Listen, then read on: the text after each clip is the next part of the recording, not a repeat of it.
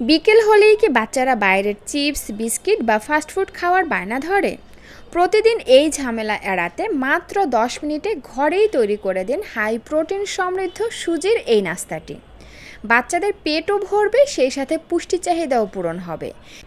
একই সাথে বাইরের আনহেলদি খাবারের চেয়ে ঘরে হেলদি স্বাস্থ্যকর খাবারও পাবে। তো প্রথমেই চলে যাচ্ছি রেসিপিতে। প্রথমে আমরা এখানে 1/3 কাপ সুজি নিয়ে নিচ্ছি, সেই সাথে নিয়ে নিচ্ছি 1/3 কাপ লিকুইড গরুর দুধ। এবার নেড়েচেড়ে ভালো করে মিশিয়ে নিচ্ছি। মিশিয়ে নেওয়া হয়ে গেলে আমরা এর মধ্যে দিয়ে দিব স্বাদ অনুযায়ী চিনি এবং দিয়ে দেব একটি মুরগির ডিম। আবারও নেড়েচেড়ে ভালো করে প্রতিটি উপকরণ মিশিয়ে নিব। ভালোভাবে মিশিয়ে নেওয়ার পরে এবার আমি এর মধ্যে দিয়ে দিচ্ছি 1/2 চা চামচেরও কম পরিমাণে বেকিং পাউডার, স্বাদ অনুযায়ী লবণ এবং 2 থেকে 3 ফোঁটার মতন ভ্যানিলা এসেন্স। তো যাই হোক, আবারও প্রতিটি উপকরণ খুব ভালোভাবে মিক্সড করে নিয়েছি।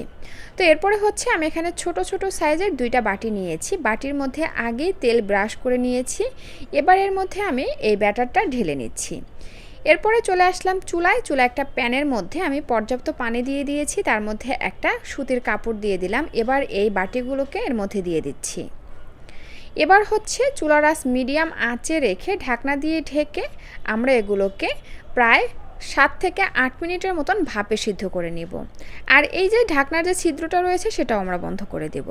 আর এই তো ফিরে আসলাম, আর এরই মধ্যে কিন্তু সব কিছু খুব ভালোভাবে সিদ্ধ হয়ে গেছে। তো এরপরে হচ্ছে ঠান্ডা হয়ে আসার পরে আমি ছুরির সাহায্যে এগুলোকে তুলে অন্য আরেকটা বাটিতে ট্রান্সফার করে নিলাম। আর এই সুজির পিঠাটা কিন্তু কেকের মতন অনেক সফট এবং নরম হয়েছে। তো বাচ্চা যদি এভাবে খেতে পারে তো আলহামদুলিল্লাহ, এভাবে খাইয়ে দিবেন। আর যদি বাচ্চা একটু নরম করে খেতে চায় সেই ক্ষেত্রে কিন্তু আপনারা চাইলে এভাবে একটু দুধের মধ্যে এগুলোকে 5-6 মিনিটের মতন ভিজিয়ে রাখতে পারেন। এর ফলে সুজি দুধ শোষণ করে আরও সফট এবং নরম হয়ে আসবে এবং বাচ্চারাও অনায়াসে খুব সহজে খেতে পারবে।